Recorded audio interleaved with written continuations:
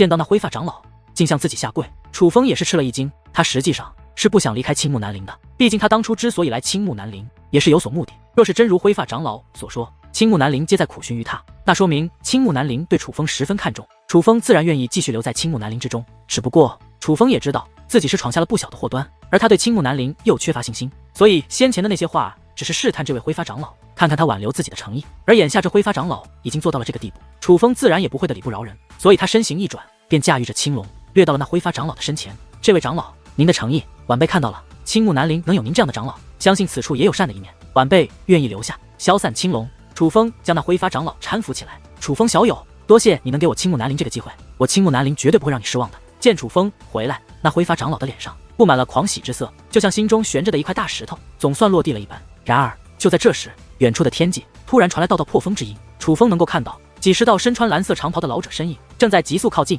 其中可谓的实力皆是不弱，最弱的都是4品武王，而大部分都是5品武王之上，最强的乃是一位两鬓斑白、头戴发冠的老者，他的修为已经达到了8品武王。显然楚风之事已经惊动了青木南陵的核心地带，这些顶尖的当家长老全部出动了。楚风小友莫怕，凡是我青木南陵当家长老都知道你的重要，绝对不会有人敢伤害于你。似是怕楚风紧张，那位灰发长老开口劝道。果不其然，就如同那灰发长老所说，那些当家长老本来气势汹汹，但是当他们离着老远，看清楚风的面容之后，无一不是神情大变，脸上涌现出又惊又喜的意外之色。但不可否认的是，他们此刻都异常兴奋，不由得加快了速度。当他们掠到近前之后，皆是齐刷刷的站立于空，而是与楚风二人保持了一段距离。唯有那位两鬓斑白、修为在8品武王的老者向楚风二人走来，拜见公孙长老。见到这位长老靠近，那灰发长老赶忙上前施礼。莫非他便是斩杀了韩家长老与弟子的那个南方海域之人？公孙长老开口问道。回公孙长老，此事的确是此子所为，但事情另出有因，乃是韩家之人不对在先，楚风小友不堪受辱，才全力反击的。灰发长老替楚风辩解道。原来叫做楚风吗？听得灰发长老的话后，那公孙长老也是点了点头，随后将目光投向楚风，很是和善的说道。韩家做事向来过分，楚风小友所为也算是给他们一些教训，切莫担心，此事待掌教大人回来，我定会禀告于他，让掌教大人给你一个交代，那就有劳各位长老了。见到这位公孙长老的态度后，楚风的内心也是长舒了一口气，因为从他们的态度可以看出，那灰发长老所说应该属实，否则不会在楚风犯下大错后，这些当家长老还这么向着自己。由此可见，这青木南陵的掌教的确是下过死命令，这才导致这些当家长老不敢对楚风不敬。公孙长老能因此寻得楚风小友，乃是因祸得福，但是毕竟掌教大人不在，暂时没人能为楚风小友主持公道。依我看，还是先将楚风小友带出青木南陵，等掌教大人回来，我们再将楚风小友送回来。突然，一位修为在7品武王的长老上前说道。为何？公孙长老眉头微皱，很是不解地问道。据我所知，刑罚长老韩晴雨也已经回到了青木南陵，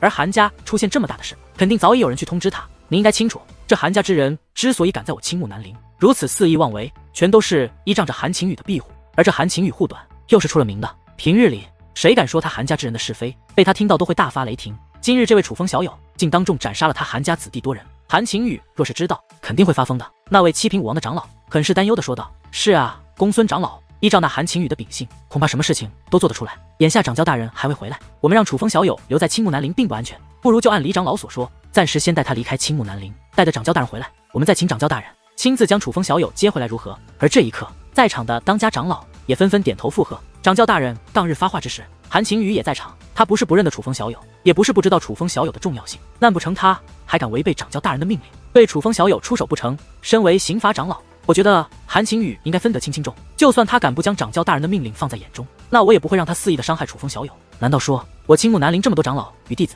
除了掌教大人之外，就没人治得住他韩家了不成？公孙长老眼中有些不悦，似乎是对那韩晴雨并不服气，只不过在场的其他长老却仍是有些担忧，没有那么多，只是现在就带楚风小友到掌教大厅去，我就不信那韩晴雨真这么胆大妄为，敢到掌教大厅闹事。他若真敢，不用掌教大人惩罚，我就会给予他一些告诫。说完这番话，那公孙长老便大袖一挥，向青木南陵的核心地带飞去。见状，众位长老也不敢迟疑，但却也不敢掉以轻心，他们站在楚风的四周，将楚风守于中央，这才尾随着那公孙长老动身。而细心的楚风也能够发现，这些长老的站位看似随意，实际上很有讲究，这是一种守护阵法，而那守护的核心便是楚风。由此可以看出2点，一是对楚风的重视，二是对那韩家的忌惮。刑罚长老韩晴雨吗？看来这韩家在青木南陵的地位还真是不容小觑啊。楚风，看来你的危机还未化解。淡淡笑嘻嘻的道，但却又一脸的期待。若是可以，我倒也想会会这个韩晴雨。楚风淡然一笑，显得从容至极。对于这种情况，楚风却并未紧张，他心中想的是，韩家是青木南陵的毒瘤，虽说自己出入青木南陵，但从青木南陵对自己的重视来看，也许有机会将这个毒瘤彻底根除也说不定。假如真的有这个机会，那么楚风一定不会放过这个机会。决定之后，楚风等人便向掌教大殿行去，想要静候掌教归来。而一路走来，也是引起不少人的注意，尤其是当路过事发的广场之时，那些目睹了一切的众人，更是让人表情诧异，眼中布满了惊奇与不解。看着那些当家长老对楚风那毕恭毕敬、呵护有加的模样，哪里像是对待犯人，简直就像供奉一位上宾。怎么回事？怎么当家长老不像是在压着楚风受审，更像是在护着楚风回城？不简单，我就说这楚风不简单，胆敢这么明目张胆的与韩家对抗，肯定有着一些依仗。你们看，连当家长老都不敢对他如何，这已经说明了一切。看来这次韩家还真是遇到对手了。不会吧？我听说这个楚风不是来自南方海域的吗？南方海域来的人，在我武之圣土又能有什么背景？你可真笨！谁说就一定要有背景才能得到重视的？那楚风先前的表现你没看到吗？连当家长老都追他不上，这样的实力，这样的年纪，简直就是少见的天才。恐怕唯有青木山的核心弟子之中，才能找到这样的人物。对，青木东陵、青木西陵、青木北陵，还有我青木南陵，乃是青木山麾下4座正宗的附属势力。但是如今东陵、西陵、北陵已是红红火火，在整个青木区域内都是有名有号的势力。那些其他附属势力哪里敢对他们不敬？就连那些古老的强大势力也不敢对他们如何，几乎如同对青木山一样尊敬。可本是同根同脉，同为青木山正宗附属势力的我们，比之其他3陵却是低了不止一等。甚至那些非正宗的附属实力也敢看不起我们，不将我们放在眼中。在这本是青木山主宰的青木区域内，我们堂堂附属势力竟沦落到了3等势力的地步。之所以如此，就是因为我青木南陵驻扎的位置不好，虽然人数众多，但是强大的家族太少，优秀的人才更少，这导致一直未能向青木山送上一些优秀的良才，这才使得青木南陵的地位一日不如一日。而那楚风绝对是难得的天才，就算送上青木山，也称得上是天才。以他刚刚的胆识，说不定在青木山内也会有着一番大作为。这样的天才，这样的人物，我青木南陵怎会放过？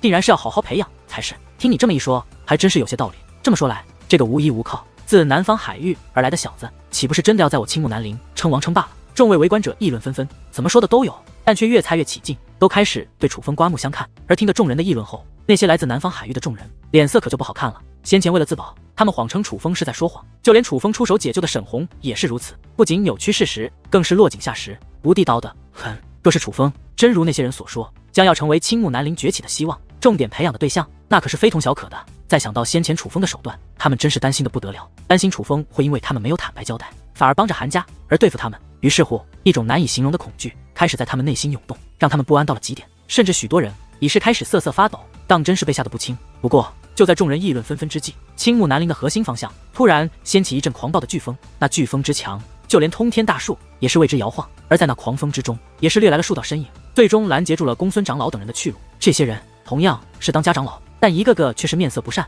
甚至看着公孙长老等人也是多少有着一些敌意。尤其是那位为首之人，他白眉如剑，双眼如鹰，那刀削的轮廓，那天生的面容，与生俱来就给人一种凶神恶煞的感觉。并且这位的修为也是不弱，竟与公孙长老一样，乃是一名8品武王。最主要的是那种敌对的气势，他表现得极为明显。而此人正是韩家的依仗，青木南陵的刑罚长老韩晴雨。刑罚大人来了，太好了，终于有人可以为我们做主了！刑罚大人万岁！当看到韩晴雨后，韩家的众人如同看到了希望，一扫先前的低迷情绪，甚至有些人开始欢呼起来，完全不将其他同门放在眼中。那种怪异的霸主气息再度洋溢开来。公孙阔，把人交出来！韩晴雨淡淡的开口了，话语之中没有一丝客气，反而是以命令的口气，就如同他真的就是此处的王。韩晴雨，请注意你说话的态度，不要以为你是刑罚长老就真的一人之下万人之上，除了掌教大人外，没人能与你抗衡。请你给我记住，要争论地位与身份，我公孙阔可不在你之下。公孙长老显然也不是省油的灯，回话的语气毫不客气，并且蕴含了极强的威压。那威压无形之间下落，席卷向西方的众位长老与弟子，尤其是针对韩家之人，使得那些先前还欢呼呐喊、得意忘形的韩家之人全部闭上了嘴。少废话！身为刑罚长老，我掌管青木南陵的一切刑罚，有人胆敢触犯我青木南陵律法者，我韩晴雨就有权处置。快把人给我交出来，不然小心我对你不客气！韩晴雨越发愤怒地呵斥道：你说的倒是没有错，身为刑罚长老，在青木南陵内，你的确有这个权利。不过很是可惜，今日的这个人，我恐怕是不能交给你处置了，因为就算交给你，你也处置不起。公孙长老冷笑道：公孙阔，我看你是最近是活得越发滋润，胆敢找我韩晴雨的茬了，我处置不起。身为刑罚长老，我会处置不起一个区区弟子。我跟你说，莫说是一个南方海域的废物，就算是你，若是触犯了律法，我也照样处置不误。给我让开，不然我现在就以妨碍执法的罪名将你关押起来。韩晴雨那凌厉的双眼之中已是杀机毕露，可见他是真的怒了。公孙长老若是再不让开，恐怕他真的会直接动手。真是好大的口气，那我倒是想要看看，这位你究竟敢不敢处置？看着那愤怒的韩晴雨，公孙长老却是突然哈哈大笑，一阵狂笑之后，才对身后的众位长老说道：“全都给我让开！”事实上，当韩晴雨靠近之际，这些长老就有察觉，所以早早的便布置守护阵法，将楚风保护起来。韩晴雨他们根本看不到楚风，不过眼下公孙长老既然开口，他们也不得不从，只得展开封锁阵法，将楚风的面容展现在韩晴雨等人的视线之内。然而，如同公孙长老等人意料的一般，当韩晴雨等人看到楚风的面容之后，也顿时是脸色大变，一种又惊又恐、难以形容的情绪涌现在了他们那一张张苍老的脸上。怎么回事？那楚风到底是何身份？竟然连刑罚长老韩晴雨也会这般忌惮？此刻聚集的人越来越多，而了解经过的人也越来越多。当韩晴雨出现之后，所有人都以为一场好戏将要上演，但他们无论如何也想不到，哪怕是在青木南陵，凶名极盛、可怕到让人闻风丧胆的韩晴雨，看到楚风后也会浮现出这样的表情。不过相比于围观之人的意外，此刻最过紧张的却要数韩家之人。他们韩家之人之所以敢在青木南陵为非作歹，就是依仗着韩晴雨的嚣张霸道。本来当韩晴雨出现后，他们都觉得楚风将必死无疑，没人保得住楚风，而他韩家的荣耀也将再度回归，让所有人知道胆与他韩家作对是什么后果，让所有人知道他韩家才是这青木南陵的主宰。但是当他们的主心骨韩晴雨见到楚风后，也是露出这种表情后，韩家的众人心都凉了。此时此刻，他们的脑海之中皆是回荡着4个字：恐怕不妙。竟然是他！大人，这可怎么办？见到楚风后，韩家的众位当家长老都乱了方寸，一个个开始传音于韩晴雨，询问这件事该如何处理。怎么办？照办！天子犯法，当与庶民同罪，又何况一位区区弟子？突然，韩晴雨的眼中闪过一抹决意，随后高喝一声，脸上的惊慌情绪已然抹平，并且指着公孙长老身后的楚风说道：“来人，把那楚风给我抓起来！”是听得韩晴雨这样一说，韩家的众位当家长老也顿时来了底气，竞争气势汹汹的向楚风冲了过来。我看谁敢！然而还未当那群韩家长老靠近，公孙长老便怒喝一声，而伴随着怒喝响起，还荡起了一阵能量涟漪，直接将那群走上前的韩家长老给掀了回去。布阵！见状，分散开来的众位长老也是再度布阵，将楚风守护了起来。公孙阔，你这是准备阻拦我刑罚部执法吗？韩晴雨怒声说道。执法也分对象，这楚风乃是掌教大人要的人，莫说你是刑罚部，今日就算是天王老子也休想动他分毫。公孙长老也是冷声喝道，毫不相让。公孙阔，你真以为你能与我抗衡不成？韩晴雨的双眼突然微眯起来，嘴角掀起一抹轻蔑的笑意。说实话，我还真就没将你放在过眼中。见状，公孙长老也是冷然一笑，紧随其后，他那长袍上下舞动，一层磅礴的气息也是自其体内散发而出。刹那间，天昏地暗，狂风大作。八品武王的修为可谓是武王境的巅峰，虽远不及武帝，但已是非常的恐怖。将自己的气息散发之后，公孙长老又掌心一翻，一根湛蓝色的狼牙棒便出现在了他的掌心之中。这狼牙棒外形很是霸气，但却与公孙长老那儒雅的气质很是不符。不过别看外形不符，但当这狼牙棒出现之后，公孙长老整个人的气势已是再度提升。这是一件真正的王兵，不管他外形如何，但是他所蕴含的王级武力独有的威势，在公孙长老这位八品武王的手中被发挥的淋漓尽致。突然，公孙长老手中的王兵猛然挥动，顿时天地摇晃，威压四起。他竟率先出手，向韩晴雨发动了攻击。他的攻势非同小可，几乎没有人能清楚地看清他的攻势，但却皆被那强大的威势所震慑。莫说是下方的众多长老与弟子，就连空中的诸多当家长老也是感觉到了巨大的压力。可是就是此等攻击，那韩晴雨竟然冷笑连连。突然他剑眉倒竖，眼中闪过一抹寒光。与此同时，一层轰鸣自其体内炸响，凶猛的能量涟漪便以他为中心肆虐开来。那涟漪简直所向披靡，势不可挡，所过之处，就连坚固的虚空也是化成了粉碎，如镜片一般在漆黑的世界飞舞。哪怕是公孙长老凭借王兵所发动的攻势，在这道涟漪的面前也是不堪一击，竟然瞬息便被瓦解。不过最可怕的却并非是如此，而是那涟漪在击溃公孙长老的攻势之后，竟然径直地掠向了公孙长老。在这股能量涟漪的面前，堂堂八品武王的公孙长老竟然难以抵挡，如同脆弱不堪的稻草人遇到了狂暴无比的飓风一般，直接大口鲜血喷出，被吹飞开来。在公孙长老之后，那能量涟漪继续席卷，攻向了守护楚风的众位长老，而连公孙长老都无法抵挡这能量涟漪，那些当家长老自然也是难以抵挡。在道道鲜血倾洒之间，守护着楚风的众位当家长老也是如同断线的风筝，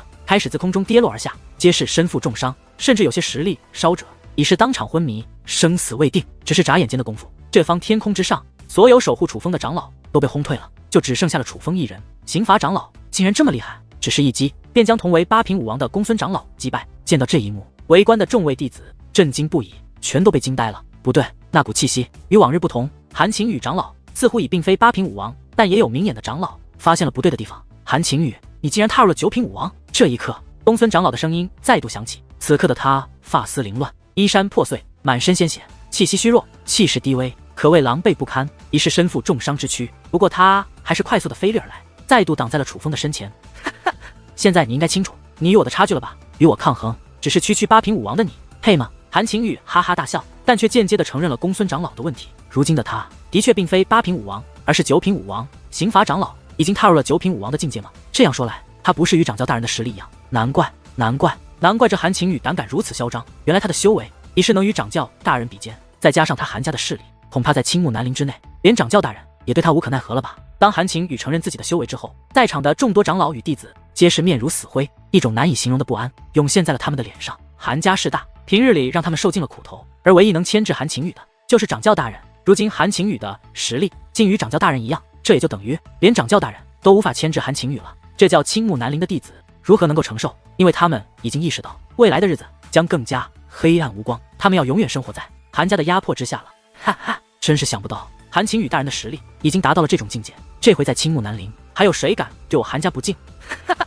而相比于他人，先前还满面不安的韩家众人则是顿时大喜，那种激动的情绪毫不掩饰地挂在他们的脸上，就如同这青木南陵已经是他们说的算了一般。公孙阔，现在让开，我就饶你一条性命，否则就别怪我不念旧情。对你不客气了。韩晴雨冷笑道，不客气，我倒是想要看看你是怎么个不客气法。今日你想动楚风，那就先过我公孙阔这一关。尽管明知自己不敌，但公孙长老却并未退缩，甚至在他那虚弱的身上散发出了视死如归的气势。公孙长老，您的好意晚辈心领了，不过这件事因晚辈而起，也由晚辈来了结吧。可就在这时，楚风的声音却在公孙长老的身后缓缓响起。楚风，你听得楚风之话，公孙长老为之一愣，想不到生死关头，楚风不是躲在他的背后，而是能够勇敢地站出来，这种品质着实出乎他的意料。公孙长老，此事与你们都没关系，既然祸是我闯的，就应该由我来承担。不过麻烦你帮我照顾一下这位朋友，此事与他并不相干。楚风将肩膀上的李磊交给了公孙长老，随后也不管公孙长老是何反应，便走到了公孙长老的身前，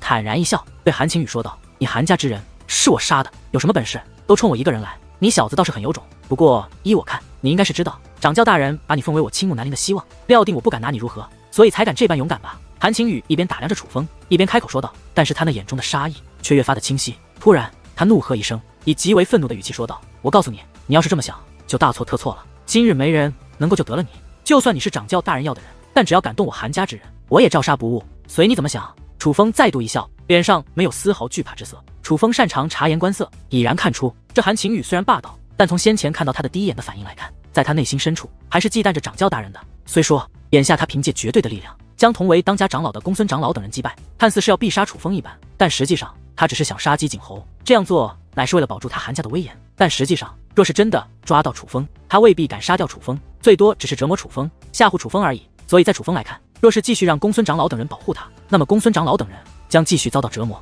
身为当家长老的他们，在众多弟子的面前被人殴打，威严与名誉都将受到严重的损坏。与其这样，还不如楚风早点站出去，就算自己受些折磨和屈辱，但至少不会连累公孙长老他们。反正从小到大，楚风就是在别人的冷嘲热讽与各种欺凌之中长大的。楚风不怕这些，因为只要能够活着，他早晚会将那些欺凌他的人踩在脚下，将他们给自己的屈辱10倍100倍的还回去。楚风，今日就是你的葬身之日。韩晴雨冷声暴喝，说话之间将自己那9品武王的威压散发而出，使得这方虚空都是晃了又晃。但是尽管虚空摇晃，楚风却站得异常稳当。对于韩晴雨的问话，楚风也不予回答，而是始终在嘴角挂着淡淡的笑意。妈的，你还敢笑？给我跪下认错！楚风的举动显然激怒了韩晴雨。韩晴雨大袖一挥，那封锁天地的一缕威压便化作了一把利刃，向楚风的双腿飞砍而去。飞刃掠过，2道血花也是自楚风的双腿飞掠而出。与此同时，那飞刃割伤的地方更是露出了森森白骨。但是哪怕如此，楚风却只是微微摇晃了一下身躯，最终竟然没有跪下，反而依旧稳稳地站在原地，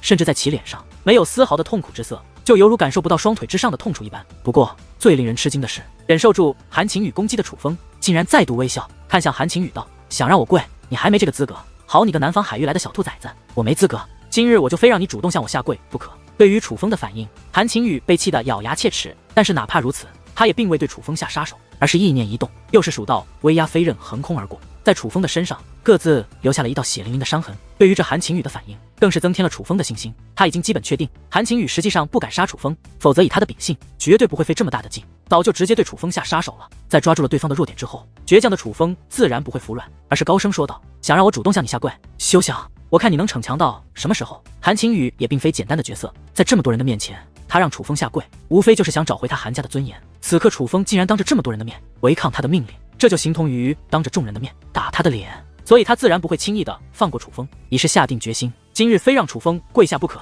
所以他意念转动，控制自己那强大的力量，开始对楚风进行疯狂的折磨。楚风再强，但也扛不住九品武王的折磨，只是眨眼间的功夫，他就变成了一个血肉模糊的血人，除了脸庞外，浑身上下几乎没有一个好地方。但是哪怕如此，楚风依然站立不动，没有丝毫向韩晴雨下跪的举动。不跪，再不跪我就杀了你！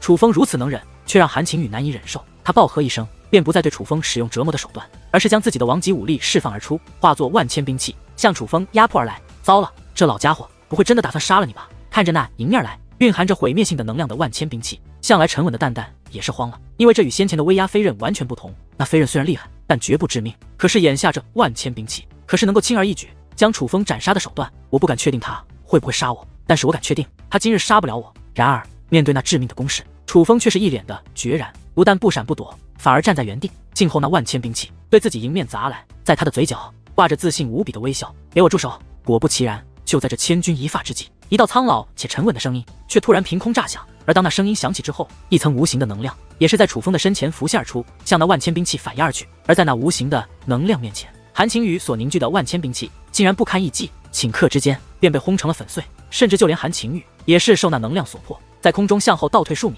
这是看着天空之上的一幕，几乎在场的所有人都被惊呆了，就连韩晴雨也不例外。这位小友，让你受苦了。然而就在众人被那突如其来的一幕所惊呆之时，楚风的身前却突然出现了一道老者的身影。这位老者白发如雪，长得很是和善，但是他却如同凭空出现的一般，可谓无声无息的便出现在了楚风的面前，实力强到深不可测。但是最令楚风心惊的却是老者此刻所散发的气息，这种气息很是强大，乃是一种在武王之上的气息。但最令楚风惊奇的是，这位老者的气息虽然强大到与武王完全不同，但那却并非是武帝的气息，这竟是一种在武王之上、武帝之下的气息。而就在楚风注视着老者的同时，老者也在注视着楚风。在他出现之时，他本是面带笑意，但是当他看到此刻楚风那血淋淋的模样之后，却是勃然大怒。韩晴雨，你是活够了吧？突然老者转过身去，抬手一掌，竟直接将那九品武王的韩晴雨拍翻在地。那白发老者的一掌非同小可，韩晴雨飞落而下，宛如一把利剑，竟将数棵通天大树给撞断开来，这才摔落在地。他落地之后，灰尘冲天起，大地开始塌陷，一座深邃的大坑浮现在了世人的眼前。而伴随着那大坑的扩散，又有数棵大树随之倒下。掌教大人，一切来得太过突然。当韩晴雨坠落而下之后，人们才注意到，原来那位站在楚风身前将韩晴雨一掌打拍下的老者，正是他们的掌教大人。恭喜掌教大人成功突破半地境，成为一代半地强者。而看到此刻南陵掌教散发的威势后，在场的众位长老皆是狂喜，无论是天上还是地下的，都是赶忙下跪施礼。在此之后，众位弟子也反应过来，赶忙下跪施礼，并且高声呼喊，且大部分人的脸上还满是兴奋之色。只不过相比于其他长老和弟子，韩家的长老和弟子尽管此刻也是跪了下来，并且高声呼喊，但是他们的脸上实际上并没有兴奋，相反满是慌张与不安。因为不管他们的掌教大人如今是何修为，但是先前掌教一掌将韩晴雨从天上拍了下来，这是事实。这说明楚风的确非同小可，否则不至于让掌教大人对刑罚长老出手。他们韩家此次恐怕真的要大祸临头了。半地蛋蛋，这是什么境界？但是相比于他人，此刻楚风关注的重点却并非是这位掌教的到来，而是这位掌教的修为。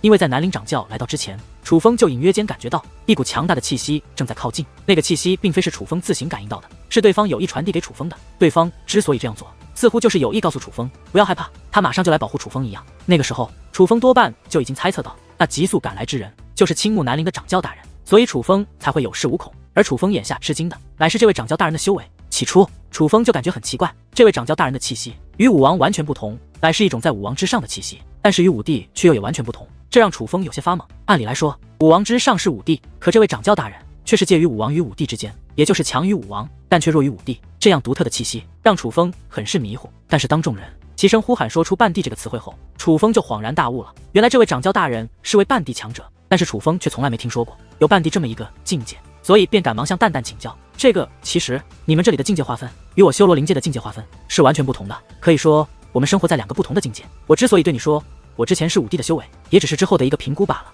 其实当初出于好奇，我曾特意打听过关于你们这个世界的很多事，这自然包括你们这里的境界。在一位很厉害的前辈口中，我得知你们这个世界的一些境界，但却从来没听过半地这个境界。蛋蛋摇了摇头，在他那绝美的脸蛋之上也挂满了迷茫之色。看他们的反应，对于这个所谓的半地境界已是见惯不惯。看来武之圣土与东方海域的确不同，这里知晓的事物要比我们了解的多，恐怕我们必须摸出曾经的思路，接受一些全新的事物了。楚风将目光扫向下方的众人，眼中却涌现出了一抹淡淡的兴奋，因为他喜欢拓展眼界，至少这说明他在进步。然而就在这时，南陵掌教突然将手掌摊开，一股磅礴的吸力便倒涌而出，竟将那陷入深坑埋入尘土的韩晴雨给吸到了半空之上。此刻的韩晴雨不仅发丝凌乱，满脸灰尘，在那灰尘之上还有着暗黑色的凝固物，那显然是他自己的鲜血。先前掌教大人的一掌可不轻，掌教大人您突破了。尽管满面灰尘，已经看不清容颜，但是自那闪烁的目光之中，还是能够看出此刻的韩晴雨有多惊恐。不管先前的他多么横行霸道，多么八面威风，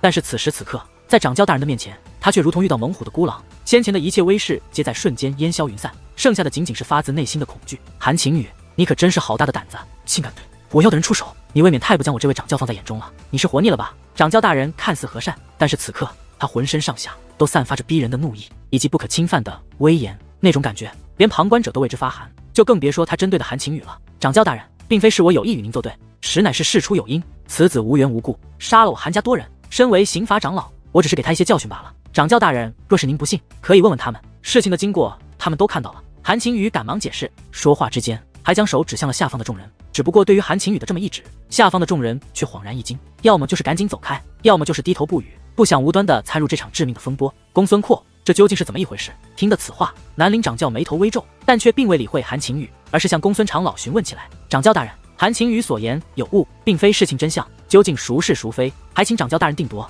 见状，已然身负重伤的公孙长老也不客气，而是走上前去，一五一十的将事情的经过告知了南陵掌教。与韩晴雨本就敌对的他，自然不会简单的阐述事实，而是开始添油加醋，不仅说出了今日的经过，更是将韩家往日在青木南陵的种种恶行说了个遍。得知经过后，南陵掌教眉头皱得更深，他闭上了双眼，抚摸雪白的胡须，似是陷入了沉思之中。与此同时，这方天地没有人敢发出一点声音，连大气都不敢喘上一下，除了风儿吹动树枝的声音外，便没有鸟发出的叫声，安静有些诡异。过了许久，南陵掌教才缓缓地睁开双眼，而此刻在他那深邃的双眼之中，则是闪现出一抹果断的决意。突然他大袖一挥，先是将自己那独有的强大气息散发而出，这才以雷鸣般的声音高声说道：韩晴雨，身为刑法长老，处事不公，依仗自己掌握大权，便庇护韩家子弟，肆意妄为，当真是天理不容。而韩家子弟依仗着韩晴雨的庇护，更是无法无天，在我青木南陵内无恶不作，罪孽滔天，严重影响了我青木南陵的规章制度，破坏了其他长老与弟子的修炼环境。念在韩家也曾有功，今日我便不再追究过往，但是韩家的恶行必须杜绝制止，不得再度发生。所以我宣布，将所有韩家之人全部驱逐出青木南陵，日后也不允许韩家子嗣踏入我青木南陵半步，若有不从者，格杀勿论。掌教大人，请开恩啊！看在我韩家对青木南陵中心耿耿这么多年的份上，还望掌教大人再给我等一个机会。听得此话，韩晴雨等韩家之人顿时就傻了，有一种几百万斤的大锤子从天而降，把他们给砸懵了的感觉。韩家之人全部驱逐出青木南陵，日后不允许韩家子嗣踏入青木南陵半步，这简直太绝了！不仅将韩家在青木南陵所建立的势力一下根除，更是断送了他韩家的后路，这着实让韩家之人难以接受。掌教大人，韩家虽然有所过错，但是毕竟立下功劳无数，也为我青木南陵向青木山输送了不少人才，不如让他们将功补过，再给他们一个机会吧。事实上，不止韩家人在苦苦求饶，就连其他一些长老也是开始求饶。虽说韩家在青木南陵横行霸道，让很多人都看不惯，但实际上韩家对青木南陵来说也是有着很大作用的。韩家是一个大家族，尽管借用青木南陵的修炼资源用来培养自家的后辈，但也的确为青木南陵提供了很多优秀的人才。就比如现在青木南陵最优秀的弟子之中，接近1/3都是韩家的人，甚至在楚风来此之前，青木南陵最强的几位弟子也皆是韩家之人。由此可以看出韩家对青木南陵的重要性，不管他们多为非作歹，但也的的确确为青木南陵做出了不小的贡献。若是真的将韩家驱逐出青木南陵，并从此断掉关系，对青木南陵来说乃是巨大的损失。所以尽管很多长老都不喜欢韩家之人，但是为了大局着想，还是不希望韩家离开青木南陵。因为五支圣土势力众多，韩家就算离开青木南陵，也大可以加入其他势力。若是加入了一个与青木南陵敌对的势力，那对青木南陵来说可就得不偿失了。全部都给我住口！然而对于众位长老的求情，南陵掌教却是勃然大怒，在其说话之间，更是发出一声震动天地的厉喝，那声音非常的响亮，仿佛天空都要碎裂一般。而在场之人皆是受到了不小的冲击，在这声厉喝之后，所有人都闭上了嘴，没有人敢再说一句话，因为他们已经感受到了掌教大人将韩家驱逐出青木南陵的决心。我说了，若有不从者，格杀勿论，难道还要我再说一遍吗？南陵掌教将那凌厉的目光扫向众人，这一次没有人敢再说话，因为他们知道南陵掌教说一不二，若是再有人不从，恐怕真的要面临灭顶之灾。就这样，在青木南陵称王称霸的韩家，在这一日全部被赶出了青木南陵。无论是身为刑法长老的韩晴雨也好，那是那些培养多年，准备在今年送往青木山的优秀弟子也罢，只要是韩家之人，全部被赶出了青木南陵。对于这一天，其实有些人早有预料，毕竟韩家再强，可是近几年做事也实在太过分。如今的他们已有喧宾夺主，视自己为青木南陵主宰的倾向了，这可是南陵掌教无法容忍的事情。但是在今日之前，却没有人想到，这个将韩家驱逐出青木南陵的导火索，竟然会是一个自南方海域而来的年轻人。不得不说，今日之后，楚风注定在这浩瀚的青木南陵一日成名，因为他的确是做了一件惊人的大事。此刻，楚风正在掌教大殿之中，他的伤势已经痊愈，不过独自一人在这金碧辉煌的大殿内，却显得有些孤单。是南陵掌教将楚风邀请到此处的，不过因为驱逐韩家之人是南陵掌教亲力亲为，再加上重新任职刑罚部诸位长老等职，这耗费了不少时间，所以南陵掌教一直未曾露面。终于，那紧闭的殿门打开了，一道苍老的身影也是浮现，这正是南陵掌教。不好意思，楚风小友，必须尽快解决的事务缠身，让你久等了。见到楚风，南陵掌教先是一笑，但脸上却满是歉意。掌教大人，您这样说，弟子实在不敢当。楚风赶忙起身施礼。不管怎么说，自己加入这青木南陵，就是这青木南陵的弟子，面对掌教大人，怎敢无礼？何况这位掌教还是救了他的人，不必这么客气。楚风小友，不要拿我当前辈，更不要拿我当掌教。若是可以，我倒是希望你能拿我当做朋友。我叫司空摘星，楚风小友，可直呼我之姓名。南陵掌教笑着说道，态度非常的随和。虽说南陵掌教这样说是楚风的荣幸，但是身为弟子的楚风却着实有些被难住了，因为以他的身份，怎么能够直呼掌教的姓氏？不过转念一想，楚风却灵机一动，不是多么敬畏，但却很是恭敬地对着司空摘星师以一礼道：“晚辈楚风拜见司马前辈。”哈哈，好，虽然还是前辈，不过总比掌教大人听着顺耳。南陵掌教哈哈一笑，很是高兴，这才以关切的目光打量着楚风，问道：“楚风小友，身体恢复的如何？”回前辈，亏了您给予的丹药，楚风的伤势已无大碍。楚风说道：“那就好。”南陵掌教点了点头，随后说道：“楚风小友，今日让你受苦了。前辈以为楚风主持公道，晚辈就算受些苦也值了。”楚风回道：“楚风小友，那韩家在我青木南陵作恶多年，我却不闻不管，你会不会觉得我是一个昏庸无能、不合格的掌教？”司空摘星问道。“不，司空前辈，我觉得前辈迟迟不治韩家，一定是别有用意。”楚风摇了摇头，虽然相识很短，但楚风来看，这司马摘星可不像是一个昏庸之辈，相反，此人很有能力。楚风小友倒是过奖了，别有用意倒谈不上，但是怀有私心倒是真的。身为青木南陵的掌教，对于韩家的所作所为，我岂会不知？可是我为何不管？因为我还要仰仗着韩家。韩家是此处传承多年的大家族，本来也是一方势力，因为与我青木南陵的一位先辈结缘，定下约定，所以才将一部分优秀的子弟送到我青木南陵培养。时隔多年，一直如此。韩家除了向我青木南陵输送弟子外，便在家中自行培养，绝对不让韩家之人加入其他势力。韩家之所以如此，表面上看乃是遵守韩家先辈与我青木南陵的约定，但实际上是韩家离不开我青木南陵的修炼资源。换作其他势力，韩家想建立如今的地位很难，想将势力的资源悄悄转入韩家更难。而我之所以对韩家的所作所为睁一只眼闭一只眼，并非只是遵守先辈之间的约定，而是我青木南陵也是离不开韩家。我青木南陵源于青木山，乃是青木山正统的附属势力，之所以建于此处，就是为了寻得优秀的良才送往我青木山，好源源不断的为我青木山提供优秀的后辈，让我青木山能够永远在辉煌中传承下去。可是此处势力众多，并且天才有限，也许在此处算是不错，但是能够送到青木山后，在那里也不被人看不起的后辈却少之又少。韩家虽然行事过分，但相对比之下，韩家的后辈天赋还算不错，每年都能够为我青木南陵提供一部分优秀的弟子，从而让我青木南陵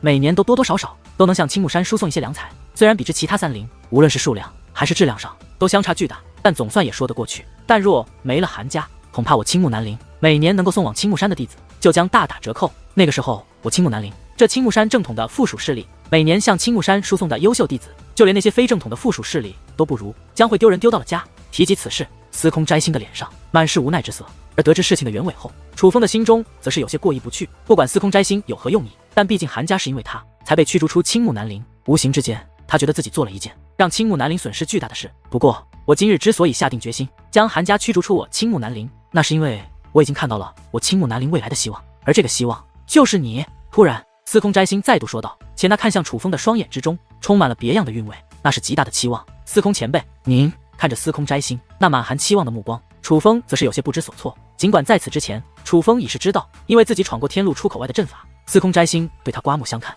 很是器重，所以才会让众位当家长老搜寻楚风。不过无论如何，也没有想到司空摘星对他的期望竟然这么大。尽管这对于楚风来说是一件好事，但是楚风还是感觉到了一定的压力。假如他辜负了司空摘星的期望，在青木山那天才变帝，连天赐神体都存在的地方，混得并不是很好的话，那么已经没了韩家支持的青木南陵，恐怕真的要沦为连那些非正宗的附属实力都不如的势力了。楚风小友，不要有心理负担，这是我的决定，实际上与你无关。我青木南陵真的已经很久没有寻到像你这样优秀的后辈了，可以说自从青木南陵落脚于此处建立以来，都未寻得像你这样优秀的后辈，你知道吗？青木南陵当初与其他3陵同时设立，而我青木南陵的第一任掌教大人，无论当时的影响力还是修武的实力，都在其他3陵的掌教之上。当时4个区域供他优先选择，但他却执意选择了此处，并且亲自在天路出口设下了那座阵法。那个时候很多人都不理解他为什么这样做，因为那个时候这个区域比之另外3个区域就是最差的，除了掌握着一个南方海域的天路出口，没有任何独特的地方，可谓荒凉的很，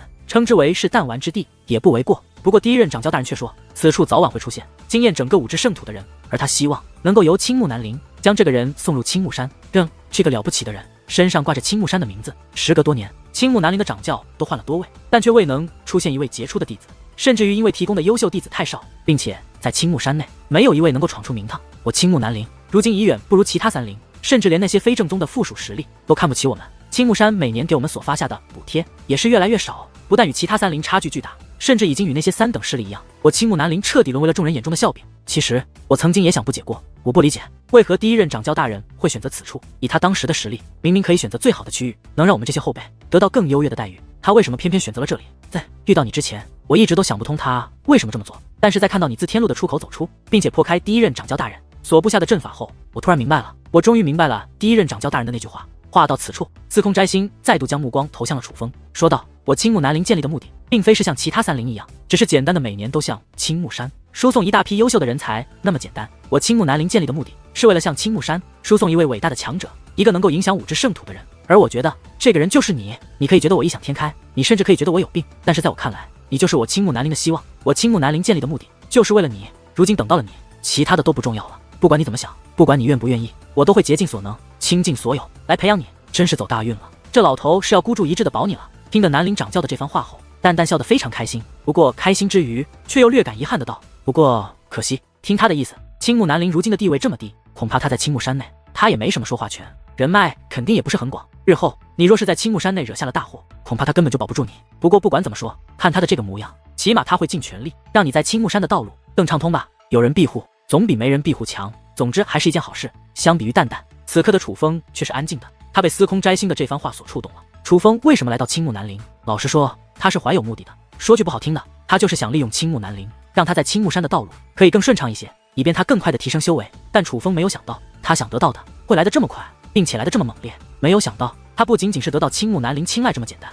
竟然成为了青木南陵所有希望的唯一寄托。这完全超出了楚风的预测。不过沉默了片刻后，楚风的嘴角却突然掀起一抹自信的笑意，看向司空摘星，很是认真的道：司空前辈这么看好楚风，楚风绝对不会让前辈失望的。听得楚风这句话，司空摘星也是一愣，似乎没有预料到这个年轻人会给予这样一个回答。但是愣了一瞬间后，司空摘星却是满面大喜，连声说道：好，好，好，我就知道我司空摘星没有看错人。之后司空摘星又与楚风聊了一些，而楚风也是趁机询问起他如今最为好奇的一个问题，那便是司空摘星的修为，也就是那所谓的半地境究竟是怎么一回事。哈哈，武帝，楚风小友，你未免太看得起我了。武帝那么了不起的境界，我这辈子都没希望踏足了。我如今的境界乃是半地境，这是介于武王与武帝之间的境界。这个境界已经超脱武王，并且多多少少感应得到，并且可以使用一些地级武力。只不过这种地级武力是很微弱的，尽管远远强于王级武力，但是与真正的地级武力相比，却是相差巨大，甚至不可相提并论。正因为已经触及到了武帝的边缘，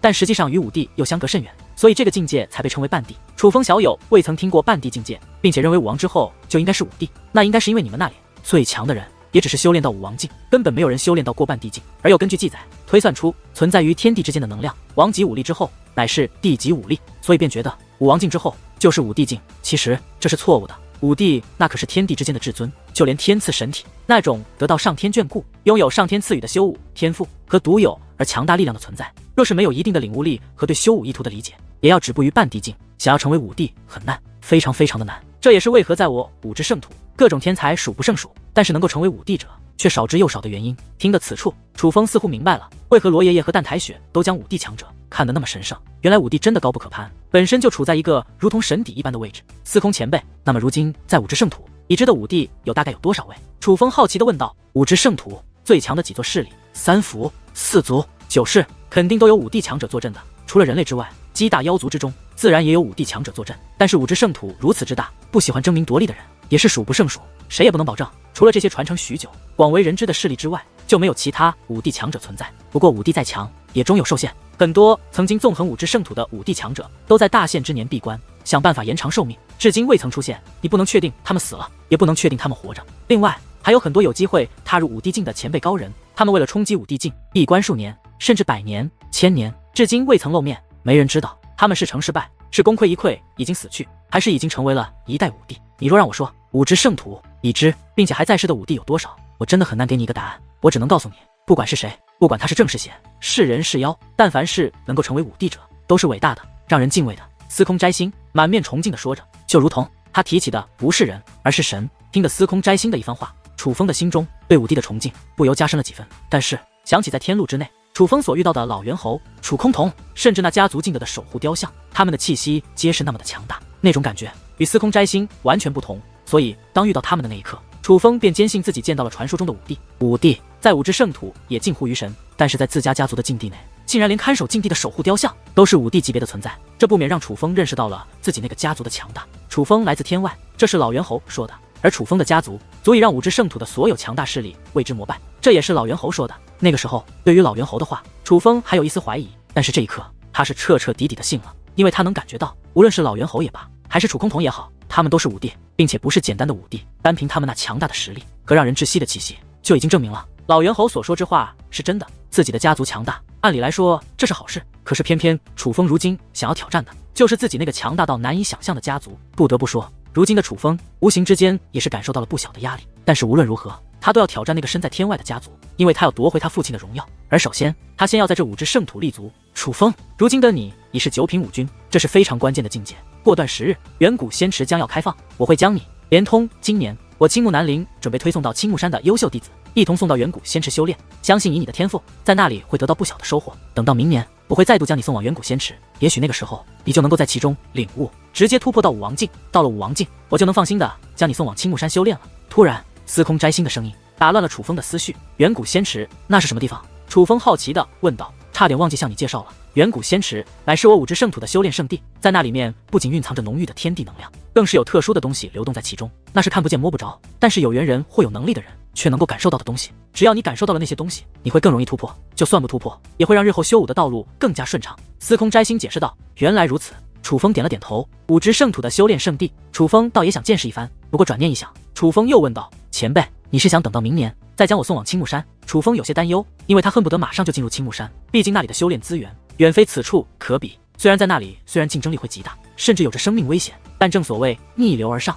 在逆流之中才能更快的成长。我是准备带你突破到5王境，再将你送往青木山的。不过，你若是能够在今年青木山广收弟子之时便突破到5王境，我自然会在今年便将你送往青木山。司空摘星笑眯眯的道。而对于他的这番话，楚风也只能是一声苦笑。司空摘星的话中之意已经很明显了，不管楚风有多么迫切的想进入青木山，但必须要5王境的修为才行。楚风若想今年进入青木山也可以，但那就要突破到5王境才行。楚风与司空摘星聊了许久，直到晚饭过后，天色快黑之时，楚风还没有回来。但是楚风却不知道，如今在那座南方海域众人所居住的大院之内，已是发生了不小的变化。这座大院被扩大了数倍，本是普通的土地被铺成了径直的广场，并且在那座简单的房屋外，还出现了2座非常恢宏的宫殿，其中一座更是金碧辉煌，气派的不得了。这样的建筑与这座大院之内那些南方海域其他人所居住的简单房屋相比，简直就是天壤之别，形成了鲜明的对比。而这2座宫殿便是楚风与李磊的新住所，那座相对恢宏的是李磊的住所，那座极度恢宏的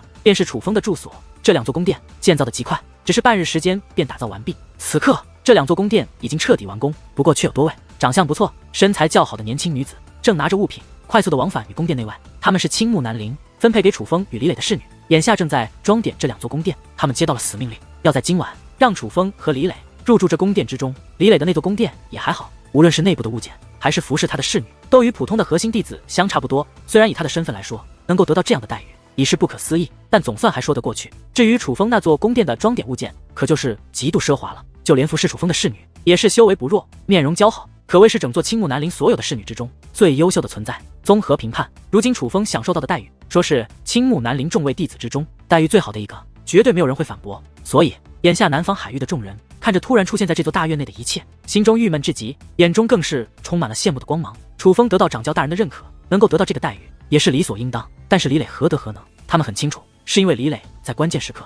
站出来帮楚风说话，所以才得到了这样的嘉奖。这使得他们很后悔。假如今日韩家长老问他们事情经过的时候，他们如李磊一样坦白交代，也许就会与现在的李磊一样，借楚风的光，在青木南陵一步登天。不过可惜，他们没有那样做，反而做了坑害楚风的事，差点将楚风置于死地。准确来说，若不是楚风自身能力强大，恐怕已经被他们害死了。这将注定他们与李磊走向完全不同的路。莫说一步登天，恐怕基本没有机会在这青木南陵出头了。能够安然的度过余生，都是一个问题。但是出于侥幸心理，趁着楚风还没有回来，由沈浪、沈红兄妹带头，所有南方海域的人一同来找到李磊，希望李磊能替他们向楚风求情。什么？你们让我向楚风替你们求情？此刻的李磊伤势也已经痊愈，他本正在监工，看着自己这座新的住所，满心欢喜，兴奋无比。但是听到沈浪等众人的请求后，李磊却是脸色大变，可谓满脸的不爽。如今有了楚风撑腰，他已经根本不怕沈浪等人了，所以他也不客气，黑着脸指着沈浪等人的鼻子说道：“你们听好了，也就是我楚风兄弟心慈人善，要是换做我，就冲你们的所作所为，早就直接将你们弄死了。尤其是你，沈红，我楚风兄弟可是为你出的头，惹的祸，你怎么能够那样对他？你扪心自问，你的所作所为是一个人能做得出来的吗？你还有没有一点良心？你的良心是不是都被狗吃了？”面对李磊的高声质问，沈红低头不语。此刻的他双眼已经红润，因为他被李磊问得羞愧难当。但是最让他不安的还是忘恩负义这个罪名，这个罪名让他自己都为之汗颜，有些无脸见人。所以如今的他当真是后悔莫及。不过可惜，事情已经发生了，不管他怎么后悔，也没有办法改变什么。自己走出的路就要去承受，是荣耀是羞愧都要面对。真是好大的口气！你们来自南方海域的一群废物，这是要弄死谁啊？然而就在这时，突然一道充满讽刺的声音却突然在院外炸响。当这个声音响起之后，在场之人都是为之大惊，就连那些装点宫殿的侍女也是愣在了原地，将目光向那位呼喊之人投去。而当李磊等人顺声观望，将目光投向了那说话之人后，几乎所有人都是脸色大变，惊慌与不安这两种复杂的情绪涌现在了他们每个人的脸上。此时此刻，在那大院之外出现了3道身影，这是3名年轻的男子，他们不仅身着核心弟子的服饰，修为更是不弱，其中2位是8品武军，最后一位竟是一位9品武军。但是这3人之所以让在场之人如此惧怕，可不仅仅是他们的修为，而是他们的身份。他们3位是青木南陵众多弟子之中大名鼎鼎的存在，今年即将被推送到青木山的人，说是整个青木南陵最优秀的弟子也不为过。所以当他们出现后，莫说是李磊等人，就连一些在场的长老也不敢说话。有机会成为青木山核心弟子的人，那都是了不起的人。如果说楚风是被司空摘星看好的人，那他们3位同样是这样的人，谁敢得罪？糟了，竟然是赵根硕他们！他们可是我青木南陵最强的弟子，不仅实力强悍，背景更是雄厚。他们怎么来这了？南方海域的人们虽然来到此处的时间很短，但却在偶然的机会见过青木南陵优秀的弟子们，所以他们认识赵根硕，并且知道赵根硕是一个非常不好惹的人物。此刻的他们当真是恐慌到了极点，都觉得赵根硕他们这是来者不善。怎么了？先前不是叫得挺欢的吗？现在成哑巴了？看什么看？说的就是你！突然，其中那位9品武军的男子将手指向了李磊，原来先前呼喊的人就是他。这位师兄，请问你有什么事吗？尽管如今已有楚风撑腰，这让李磊底气十足，但是面对眼前这3位，尤其是赵根硕，李磊可是不敢作威作福。你叫谁师兄？叫我师兄，我有那么老妖？你他妈长得比我老多了，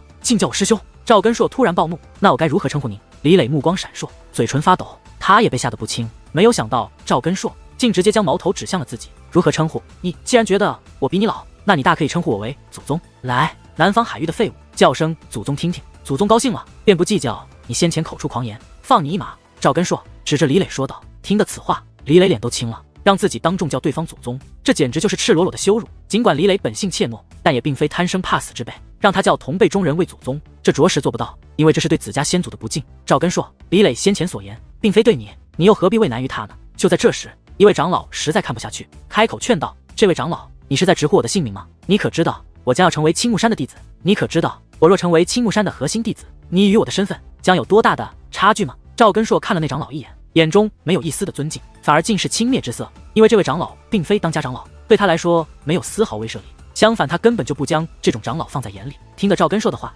那长老也是眉头紧皱，嘴角一阵抽搐。好说歹说，他也是青木南陵的长老，当着这么多人的面被一个弟子这样威胁，他的老脸也实在撩不下来。但是考虑到赵根硕的实力和潜力，最终他还是强忍了下来，没有再多说什么，而是甩一甩衣袖，就此离去。见那长老离去，赵根硕嘴角上的得意笑容更加浓郁，随后他将目光投向青木南陵的众人，喝道：“你们全都给我跪下！”他话音刚落，一股磅礴的威压也是自其体内散发而出，那威压笼罩下，青木南陵的众人怎能抵挡？无论是男是女，是否情愿，在那威压的迫害之下，齐刷刷的跪在了地上。赵根硕，你在做什么？突然之间，又有一道满含威压的声音在不远处炸响。与此同时，足足18道身影飞掠而来，落入了这座院内。这18道身影有男有女，皆是风度翩翩，男的面容俊朗，女的美貌非凡。年纪最小的应该只是20出头，年纪最长的也没有超过30岁。其中实力最弱者也是7品5军，实力最强者与那赵根硕一样，乃是9品5军。这些人与赵根硕一样，乃是青木南陵的重点培养对象，今年便将送往青木南陵的人，是青木南陵最优秀的弟子。得知楚风的事后，便集体相约，想一起来拜会一下楚风，却不曾想来到此处后，见到了赵根硕羞辱南方海域众人的一幕。赵根硕，你在做什么？身为同门弟子，你怎么能这样羞辱师弟师妹们？落下之后，其中一名女子对赵根硕的恶行痛斥起来：是你们啊，来的正好，看看我如何收拾南方海域这群不知好歹的废物们。见到这18人，赵根硕哈哈一笑，脸上没有丝毫畏惧，反而将目光再度投向李磊等南方海域之人，高声说道：你们这群东方海域的废物，每年都让我青木南陵派出多位当家长老，劳师动众的去接你们，结果这么多年过去，你南方海域没出来一个像样的家伙，全部都是我青木南陵垫底的废物。你们对得起我青木南陵多年来的栽培吗？你们对得起我青木南陵的一番苦心吗？对于赵根硕的质问，李磊等人皆是低头不语，因为赵根硕说的没错，除了他们，在这青木南陵内还有很多来自南方海域的人，甚至有些人他们还认识。不过不管他们在南方海域如何厉害，如何出众，如何的被人众星捧月，但是在来到这5支圣土，加入这青木南陵后，的确成为了垫底的存在。他们在这里根本就抬不起头，的确如同废物一般。哈哈，一群废物！我今日也不为难你们，只要你们开口承认，说一声自己是废物，我就放你们走。但假如你们之中若是有谁不肯承认自己是废物，我同样也不为难你们，只不过你们可就要一直跪在这里，谁敢站起来，我便打断他的腿。赵根硕指着众人再度喝道：赵根硕，你疯了不成？这样对待同门师兄师弟，就不怕掌教大人惩罚于你吗？18人中又有一名男子开口说道：惩罚我？为什么要惩罚我？难道我有错吗？我不过是让这群废物承认他们是废物而已，我有什么错？难道说他们不是废物吗？你们说说，他们是不是废物？赵根硕一边指着李磊等人，一边冲着18人大声喝道。而对于赵根硕的问题，那18人一时之间也是彼此互望，不知该如何回答。试问在他们心中，李磊等人就不是废物吗？是，当然是。身为青木南陵最高贵的弟子，他们高傲得很，连寻常长老都不放在眼中，又何况是这群毫无背景垫底的弟子？而他们又为何替李磊等人求情？是突如其来的好心？不，他们没那么善良，更没那么好心，他们完全是看在楚风的面子上。楚风的所作所为早已在南方海域传开，所有人都知道楚风有多了不起，不仅斩杀韩家的长老和弟子，就连在青木那陵称王称霸，没人敢如何的韩家也是被他逼走了。这样的人物注定要成为青木南陵的重点培养对象。说好听的，他们18人是来拜访楚风的；说句不好听的，他们就是来抱楚风大腿的。所以此刻他们才会为李磊等人说话，他们并非是真心要帮李磊等南方海域之人，他们实际上是想借此拍楚风的马屁而已。赵师兄，差不多行了吧？这些家伙虽然是废物，但是那个叫楚风的可不好惹，万一他真如人们所说的那么厉害，那我们可怎么办？是啊，赵师兄，不是说好了来这里是找那楚风切磋切磋，试试他的底子，看看他是否如传闻那么强吗？你这样做可就不是切磋这么简单了，这完全就是挑衅，是在羞辱。若是那楚风真如传闻那么厉害，我们3个岂不是要倒大霉了？这一刻，跟随赵根硕一同前来的2人也是走上前去，低声劝道：倒大霉？谁倒大霉？我倒大霉？我呸！我就不信他南方海域来的废物就那么厉害，能够将韩家给逼走。我告诉你们，掌教大人对韩家之人不爽，已不是1日2日，今日将韩家驱逐出我青木南陵，乃是掌教大人早晚会做的事，与他楚风根本无关。听得楚风之名，赵根硕的脸上充满了不屑与不爽的神情。赵根硕，我劝你理智一点，今日楚风的所为可是有不少长老和弟子亲眼看到的，那楚风乃是绝世奇才，天赋皆在你我之上，掌教大人对他青睐不已，更是奉他为我青木南陵的希望，你这样做简直就是自掘坟墓。18人中的那名女子再度劝道：绝世奇才？我呸！他那么厉害，你看到了吗？你们看到了吗？你们谁看到了？他楚风那么厉害，他倒是出来啊！我这么羞辱他南方海域的人，他楚风在哪里？听得楚风的天赋要在他之上，赵根硕更是满脸不爽，愤怒地咆哮起来：你是在找我吗？然而就在赵根硕余音未落之际，一道声音突然自赵根硕的身后响起。当赵根硕反应过来之际，脸色不由大变，而他身边的2个人更是被吓得身体一颤，下意识的便向后面一跳，闪躲开来。与此同时，几乎在场的所有人都吃了一惊，因为此时此刻，在赵根硕的身后竟然站着一道年轻的身影，而在此之前，没有一个人发觉有人正在靠近。此人正是楚风。楚风。不过相比于他人，当李磊见到楚风后，则是满面大喜，忍不住高呼出声。他知道他们的救星来了。楚风，他便是楚风，这个模样还真如传闻一般年轻。如此年纪，他真的已是9品5军吗？不，他比我想象的还要年轻。据说此子虽是9品5军的修为，但却掌握着一种秘法，能够瞬息将修为从9品武军提升到1品武王的地步，简直不可思议。并且传闻此子战力极高，拥有逆天只能，连3品武王也不是他的对手。是啊，1品武王胜3品武王，这样的强大的战力，就算在青木山的核心弟子之中也是少有。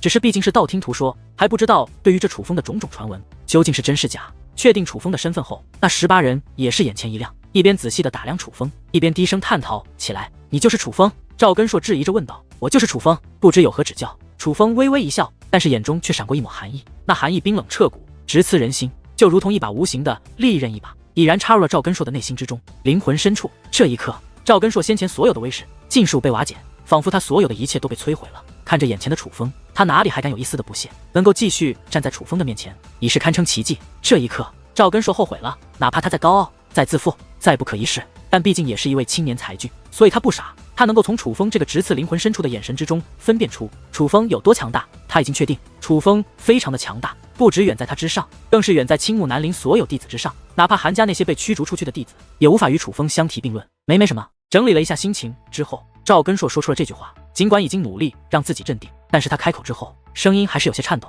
甚至开始结巴。这是怎么回事？赵根硕怎么突然变得这么怂了？不可思议！赵根硕在韩家那群嚣张的子弟面前也没有这样过，他这是怎么了？对于赵根硕的反应，了解他的人吃惊不已，但是相比于他人，楚风却是微微一笑，说道：“你没事，我可有事。”楚风师弟，不知你有什么事？听得此话，赵根硕脸色发青，说话的声音不由得更加颤抖起来。我先问你，我南方海域之人可有招惹过你？楚风问道。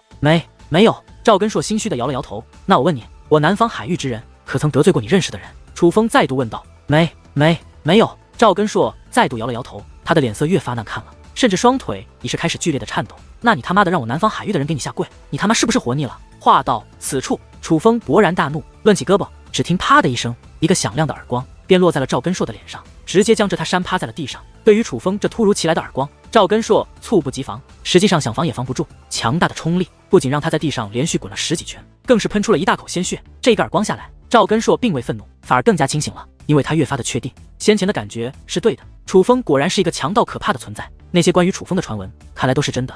楚风真的是一个远在他们之上的绝世奇才，所以他不敢再与楚风作对，哪怕当着众人的面挨了楚风一个响亮的耳光，使得他丢尽了颜面，他也不敢有任何的不爽，反而是赶忙擦干自己嘴角的血迹，站起身来，强挤出笑容，对楚风说道：“楚风师弟，你这是给我跪下！”可是谁曾想，赵根硕话还没有说完，楚风便是怒喝一声，与此同时更是将他的气息散发而出。楚风的气息一出，顿时大地一阵颤动，哪怕周围的通天大树也是开始摇晃起来。尽管同样是9品武军的气息，但是楚风气息所蕴含的威压，却连1品武王都是不如。感受到楚风那压迫性十足的气息，在场之人的神情都变得僵硬起来，尤其是那18位想抱大腿以及与赵根硕一起向来试试楚风底的2人，脸色更是要多精彩有多精彩。至于那赵根硕，更是直接跪倒在地。这并非楚风用气息将他强行压迫的跪倒在地，而是赵根硕自行的举动，因为他真的感受到了楚风的可怕，他害怕楚风会杀了他。你先前说谁是废物？楚风走上前来，冷冷地问道。我是废物，我是废物。赵根硕不敢犹豫，果断回答。